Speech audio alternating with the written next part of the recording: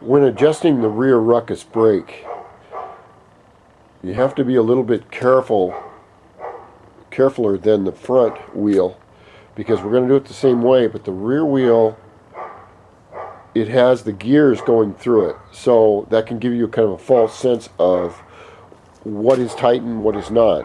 Now, I've tightened the wheel all the way to where it doesn't move. Now I come up here and I check my give on my rear brake, and you can see where you can see it doesn't have any give. You need probably about an inch. So like I said, the best way to do this, and you can do it by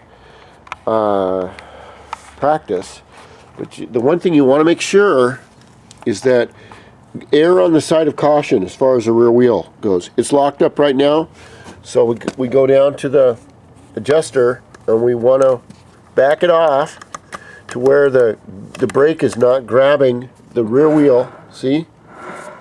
Now you can hear that noise of the rear wheel, and that's sometimes you can't disseminate between if the wheel is really spinning freely or if the gears are dragging. And if you do have the brake on slightly, what it'll do is it'll get this really hot. It'll turn it blue hot.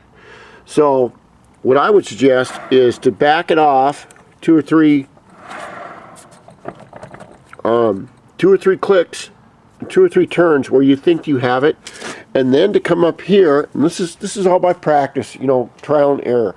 Come up to your brake and start pulling on it. And if you think that your brake is too tight up here, or that the brake is grabbing too easily, then come back down, because the brake still may be on the back. This is only on the back wheel, and back it off another couple of turns. Okay, because your wheel is gonna drag, because it's dragging on the rear transmission and the belt and everything else. So then we come up and we check this again, and this isn't bad. See, I've got about an inch and a half pull on that, and then you may want to go over to the other side. We know we have the front wheel adjusted pretty good, so you want to pull on your front brake and see if you have enough clearance and leeway or margin of dead space. Margin of dead space would be about, I don't know, inch and a half, maybe more, depending on your riding style. The trick is that you do not want to have your brakes on, because your bike will run with the brakes on. The only problem is that those brake pads will heat up and they will fuck up your wheel, basically. So what I do is I try and I know that the front is adjusted to where I want it, so I know that I can pull on this and I get maybe, I don't know, inch and a half. I don't know how many meters that is. The metric's all Greek to me. So that feels right about there on the front, so I know it's adjusted. So I'm just going to kind of get the rear wheel close and then start pulling on this. And that looks close. And even if you're not sure, then go back and back it off another turn. You can always tighten it back up. So you back it off one turn, and what that'll do is make sure that your brake is not rubbing.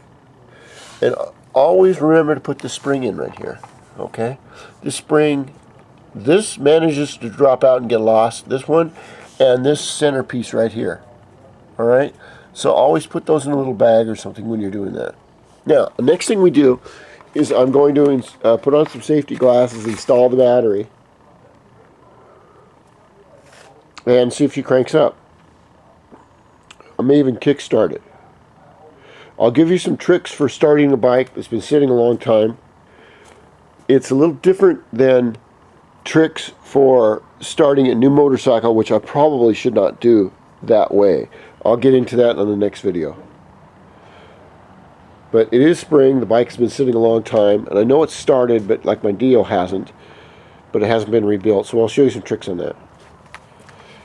And we're very close to completing the complete engine rebuild on the Honda RUCKUS video series. I hope you liked it so far.